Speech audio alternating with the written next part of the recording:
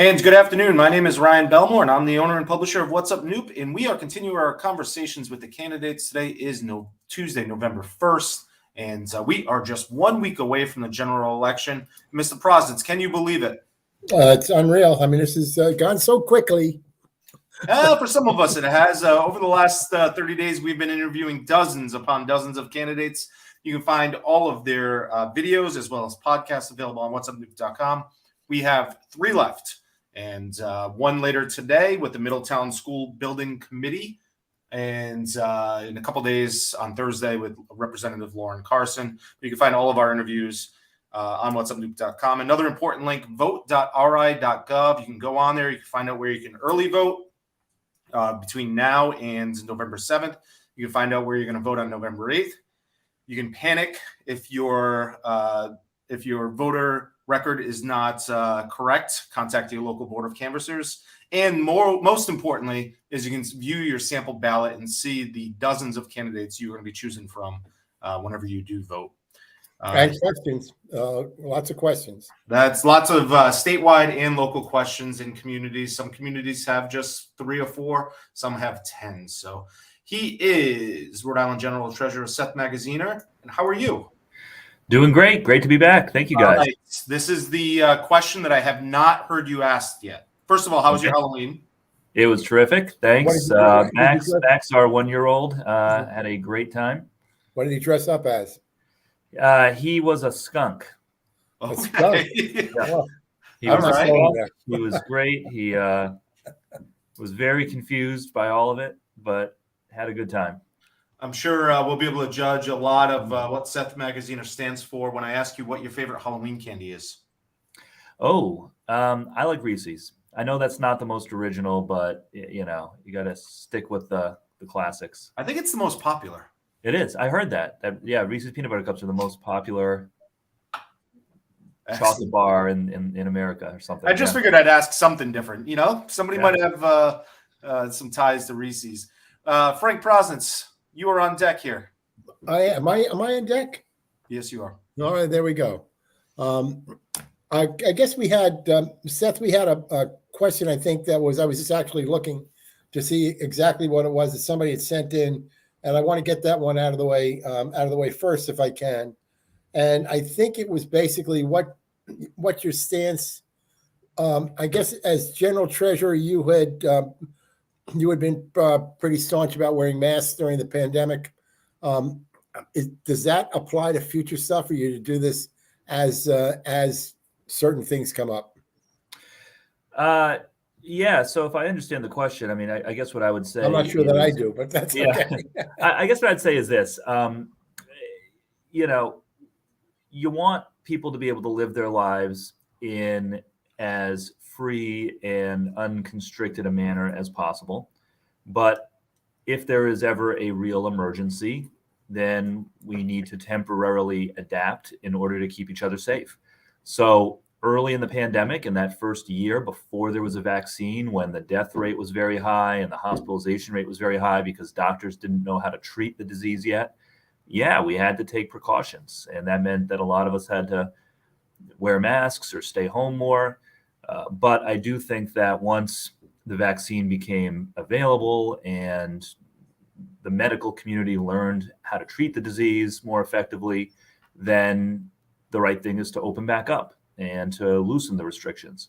And so, you have to make decisions based on the facts on the ground. I think Rhode Island did the right thing in closing down more rapidly at the beginning than a lot of other states did back before there was a vaccine and when, nobody knew how to handle the disease.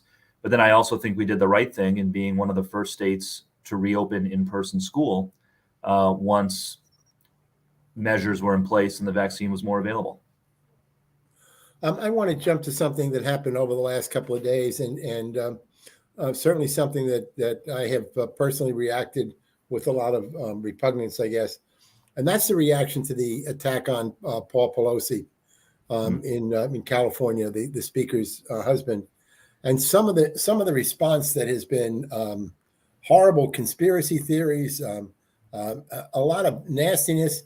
And I contrast that to Speaker Pelosi's reaction when Scalise was shot at the baseball practice in Congress. Do you have any reaction to all of that?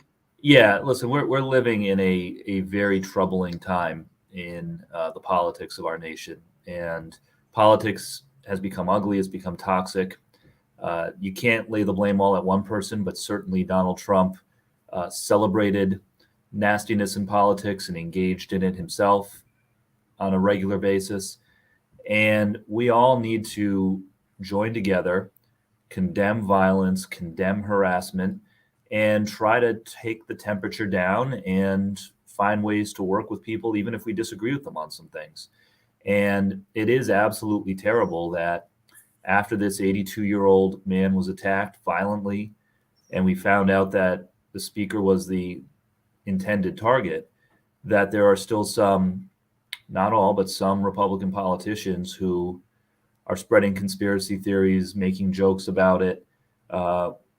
That's the kind of thing that emboldens unstable people who are looking to act out by committing acts of violence. And so, I think what we got to do is condemn those who are spreading those conspiracy theories, who are spreading jokes, and recommit ourselves to a more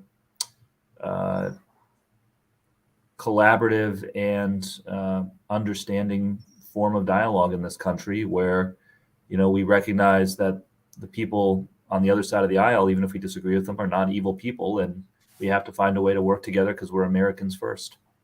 Seth, whether it's the attack on Mr. Pelosi or women's right to choose, there's also something to be said about the candidates who don't say anything when something like this comes up. And we have been interviewing candidates for weeks, and there are many candidates on the opposite side of the aisle from you who have taken the approach that if I don't say anything, if I don't talk to the press, if I don't go on and put myself on the record, that's the best thing to do. Yeah, and that's cowardly, right? Because again, if you're in a position, a public position, as an elected official or as a candidate, people are looking to you to set an example. And if you are someone who is in a public position, sees violent actions like the attack on Paul Pelosi, sees terrible things being said by Donald Trump or by any political figure, and you don't have the guts to stand up and say something about it, then you don't deserve to be in a position of public authority. And so, we have to call out this nastiness when we see it. And then we also have to, at the same time, recommit ourselves to finding common ground and working across the aisle with people we may disagree with on some things. One of the things that I'm very proud of is that as state treasurer, I worked with both Democrats and Republicans to get a lot of good things done. We passed a big state school construction program that's put 20,000 people to work fixing schools. That was passed with Republican support. I worked with Republican lead sponsors on bills to promote financial literacy in the schools and to help young people with disabilities build their savings accounts.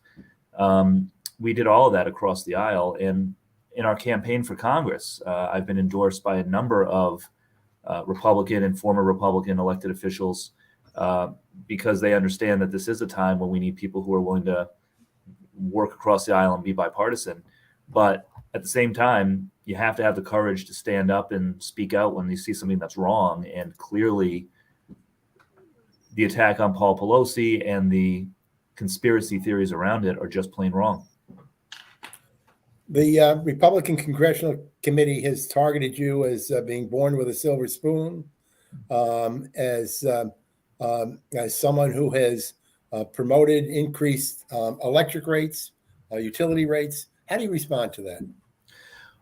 Well, listen, they are absolutely false ads to say that I support increasing electric rates. That's ridiculous. As a matter of fact, those same attack ads against me that the Republicans are running are being funded by the big oil companies because they know that I want to be tough on cracking down on oil prices and that the Republicans in Congress won't do anything to crack down on the oil companies. The big five oil companies in this country have made more than $150 billion of profits this year already, record profits, at the same time that they are overcharging Rhode Islanders at the gas pump and for heating oil. That is just wrong. It is unconscionable that these oil company executives are bragging to their shareholders about how they're able to charge record profits, overcharging people to keep the lights on or to heat their homes or to put gas in their cars. So what I want to do is support legislation that Sheldon Whitehouse and others have put in that says that if the price of gas gets too high, oil companies are going to be required to give some of those profits back to consumers. Literally, checks in the mail. If the price of gas gets up to $3, $4, $5 a gallon, as it did this year, and the oil companies are making billions of dollars of profits, they have to send some of those profits, checks in the mail, back into working people's pockets. That is something that the oil companies, of course, don't want to do. They want to hold on to those profits. That's why they're attacking me with these false ads. And it's why they're supporting Alan Fung, my opponent, because they know that he and the Republicans are in their pockets and aren't going to do anything to be tough with the oil companies that are price gouging people. Seth, we can hype it up a lot, we can pump it up a lot, but what truly is at risk if this seat from Congressional District 2 goes Republican? Well, a lot. This is an incredibly important election. I'm in this because I want to fight for working people in Rhode Island. I want to fight to lower healthcare costs and energy costs by being tough with the oil companies and the drug companies. I want to protect Social Security and Medicare, protect abortion rights, protect the Affordable Care Act. And if we don't hold this seat and hold the House of Representatives, there is a very extreme group of Republicans that are poised to take over Congress, and their agenda would be a disaster for working people in Rhode Island. And you don't have to take my word for it. They're saying what they're going to do. Kevin McCarthy, the Republican leader, and his leadership team, they've already said what they're going to do. They want to cut Social Security and Medicare. That's not Seth Magaziner saying this. Kevin McCarthy has said it himself, that he wants to cut Social Security and Medicare, and that he's willing to shut down the government in order to get what he wants. They're going to try to pass a national abortion ban. We know they're going to try to repeal the Affordable Care Act because they tried to do it once already. They came within one vote of repealing the Affordable Care Act. That would mean that 70,000 Rhode Islanders would lose their health insurance, including Rhode Islanders with pre-existing conditions. And of course, Kevin McCarthy and the Republican leadership in the House are also election deniers who tried to overturn the 2020 election because they were willing to violate their oaths to the Constitution rather than risk getting an angry tweet from Donald Trump thrown at them. And so this is a group of extremists that we cannot let take control of the United States Congress. On the other hand, we've got great opportunities to do good things, to do more to lower the price of healthcare, to transition to affordable clean energy, to protect rights in this country that are under attack, and to build a better future for our state. But we have to say no to the extremism of the far right and make sure that we're doing our part in Rhode Island to make sure that they're not going to take power. So the charge out there is that democracy is on the ballot, or the future of democracy is on the ballot. What makes this different than years past when we had, not similar, but we also had people who were on the extremes who were running for office? Why do we take this? Should we take this more seriously? And what is the long-term effect of it? Yeah. Well, what we're living through right now is unprecedented. On January 6th of last year, more than 100 Republican members of Congress voted to overturn the election. I don't think that's happened before in any of our lifetimes.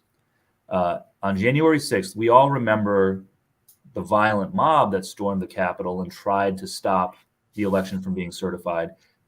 But don't forget, after the mob was cleared out, there were more than 100 Republican members of the House who marched back into the House chamber while there was still smoke in the air and blood on the floor, and they voted to overturn a democratic election, voted to overturn the will of the people. Now, I'm not talking about all Republicans here. There are plenty of Republicans who recognize that Joe Biden won. There were, I think, 60 or so Republicans in the House who voted to certify Joe Biden's election. But Kevin McCarthy, Steve Scalise, the leadership of the Republicans in the House all voted to overturn the election. And we cannot risk having that crew of election deniers running the Congress going into the 2024 presidential election cycle. Whoever controls the House of Representatives coming out of this midterm election is going to be in charge of certifying the next presidential election. And we cannot have election deniers in control of Congress. So this is a very different time that we're living in right now than certainly any time in the last century. And we have to make sure that we do our part to protect American democracy from those who put their own selfish interests ahead of their oaths to the Constitution. Seth, if elected here in a week, what do you think you can do, or what can be done with your colleagues to cool the temperature, or to calm us all down and to bring it back to maybe where it was? Well, I think we have to go into Congress with the attitude that there is more that we have in common as Americans than we have different as Republicans or Democrats. And I think there are a lot of issues that are important to Rhode Island where we can build bipartisan cooperation. One example that's top of mind for me is supporting offshore wind. Offshore wind, as you know, is an area where Rhode Island is a leader. The 2nd Congressional District in Rhode Island is the first offshore wind farm in North America. We're going to expand on that, and we can create a lot of good jobs and lower energy costs by promoting offshore wind. But there are a lot of red districts across the country, a lot of Republican-held districts across the country that are also on the coast and are ripe for offshore wind as well. And I would bet that the Republican members of Congress from most of those districts would also be interested in more jobs and lower energy costs for their constituents. So that's one area where I think there could be a real possibility for some bipartisanship.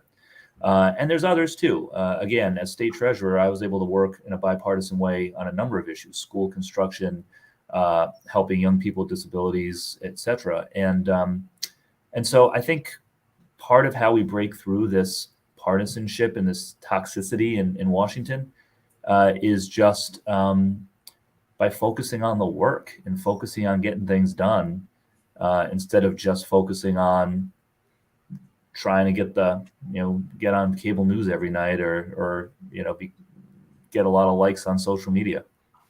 Seth, I want to turn to the courts because clearly the Republican Party, or at least Donald Trump, has tried to stack the courts in his or their favor. Supreme Court is there are no term limits. It's a lifetime appointment, and there's no ethics rules in the Supreme Court. How do we change? And also on the federal court level, where we have these judges who feel that they have been anointed by certain individuals, and their only allegiance is not necessarily to what's law, but rather to those individuals. Yeah, absolutely. So as you all know, I'm a supporter of term limits across the board. I'm a supporter of term limits for members of Congress.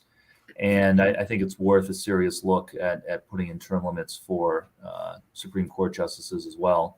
But I'm glad that you brought up the ethics issue, because that's a big one also.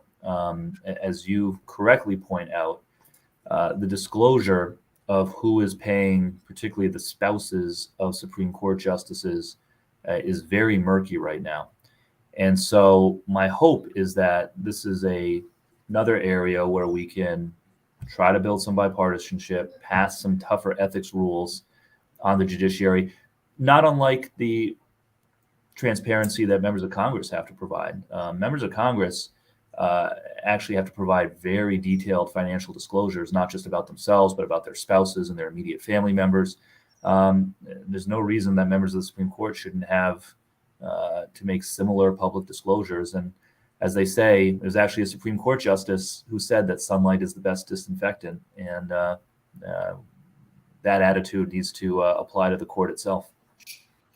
Seth, I know you're going to wrap up here, but I just want you, what do you want people in Congressional District 2 to keep in mind when they go to fill out, the bubble for that race in the next couple of days here? Very simple. I am running to crack down on the drug companies that are overcharging people, the oil companies that are overcharging people, the health insurance companies that are overcharging people. My opponent, Alan Fung, is not going to do any of that because those same companies that are overcharging Rhode Islanders are funding his campaign, and he knows it. That is the biggest distinction in this race. I am determined to push back on the extremism in Washington, D.C., the extremists who want to ban abortion nationally, who want to pave the way for a return to Donald Trump, who want to overturn the Affordable Care Act. Alan Fung wants to put those extremists in charge of Congress. And so the stakes are very high, but I know that Rhode Islanders are going to make the right decision. And when they do, I'm excited to bring Rhode Island values to Washington, representing the 2nd Congressional District. And I just encourage everybody to get out and vote. And I thank you guys for the opportunity to address you all here. Thanks all right, for coming Seth. on. Well, thank you very much. We appreciate it. Good luck. That is Rhode Island General Treasurer Seth Magaziner joining us. He is running for Rhode Island Congressional District number 2. So west and up and over. So the hook for Rhode Island Congressional Districts. So great chat there, Frank. Yeah, we've had a couple of good ones today. We talked with Sabina Matos earlier. That was a good conversation, and looking forward to later on when we talk about schools.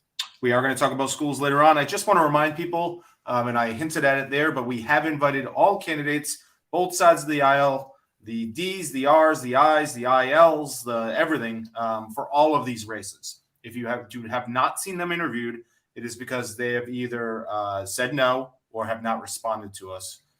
So I just want to put that on there. That's every race from school committee all the way over to Congressional District 1 and 2. Go back and look at some of these before you vote. Just vote smart, and that doesn't mean you vote the way either Ryan or me or someone else tells you, but vote your conscience. Take a look and understand who the candidates are, what they represent, whether they represent how you feel, and also get to know these issues so you understand what the bond issues are. So when you vote those issues, you really take into consideration what they do and their future impact, and going as a smart voter. So it takes a lot less time that way. We are doing everything we can to give you the information you need. So we want to thank you, Frank, for joining us. We will chat with you later this afternoon. And we want to thank General Treasurer Seth Magaziner, who's running for Congressional District 2 in Rhode Island, for joining us as well. If you missed any portion of this interview, want to watch it again, want to share it, all available on whatsupnoop.com in video format as well as in podcast. Thanks for watching.